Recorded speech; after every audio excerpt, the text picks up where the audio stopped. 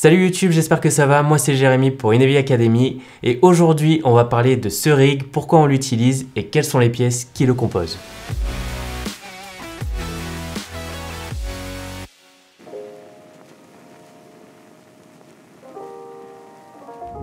Alors première étape, pour quelle utilité on va justement prendre ce rig là? Dans un premier temps, ça va être pour moi en tant que réalisateur, ça va me permettre en gros de monitorer ce que fait mon chef opérateur. Et deuxième utilité, c'est sur des prods en gros à plus petit budget où on peut pas avoir en gros un vélage média derrière. On va proposer en fait ce rig là à notre client, ce qui permet justement d'avoir un retour vidéo. C'est beaucoup plus confort pour le client et à la fois ça augmente en effet la qualité globale de vos prestations. Maintenant, deuxième partie, on va justement voir toutes les pièces qui composent ce rig là. Au centre, du coup, on a l'écran. Donc l'écran, c'est le Shinobi 7 pouces de chez Atomos. C'est un écran qui est ultra lumineux, qui fait 2200 nits. Donc du coup, en plein soleil, il n'y a aucun problème pour ça. Il y a également toutes les fonctionnalités d'exposition, de focus et tout ça. Enfin, franchement, il est plutôt bien fait.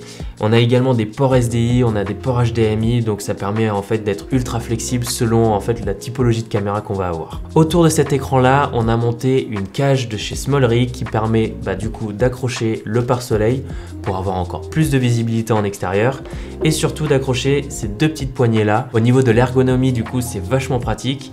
Et également en dessous, j'ai rajouté un petit trépied, c'est le trépied du Ronin d'ailleurs celui-là, mais c'est un trépied qui est ultra stable pour ce type de rig. Autour de ça, et pour continuer du coup sur l'ergonomie, on a une petite sangle de chez Peak Design.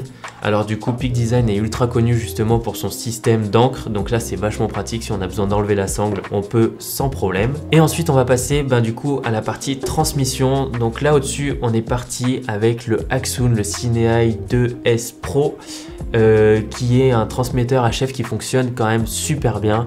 La qualité du signal est très bien. Il y a une longue distance de portée, donc ça fonctionne très bien également. C'est pas en effet le transmetteur qui aura le moins de latence pour tirer le point, mais franchement ça peut quand même très bien fonctionner. En tout cas pour tout ce qui est du monitoring, de la réal, de la direction et même pour un retour client, il n'y a aucun problème là-dessus. La manière dont j'ai décidé de le monter au-dessus, en fait, c'est que j'ai réutilisé ces petites accroches moniteurs là de chez SmallRig. Ça fonctionne super bien parce que juste en dessous, en fait, c'est un Rainato comme sur la cage. Et en dessous du Ciné 2S, on a un petit 1/4 de pouce, donc du coup, ça fonctionne très bien. Hop, ça se lock directement. Donc voilà, au niveau de la transmission, on est assez satisfait de ce produit-là. Maintenant, au niveau de l'alimentation, on a trouvé en gros sur Amazon un petit adaptateur qui permet de passer du NPF à la V-Lock. Du coup, la V-Lock, ce qui est quand même vachement pratique, c'est qu'on a beaucoup plus d'autonomie.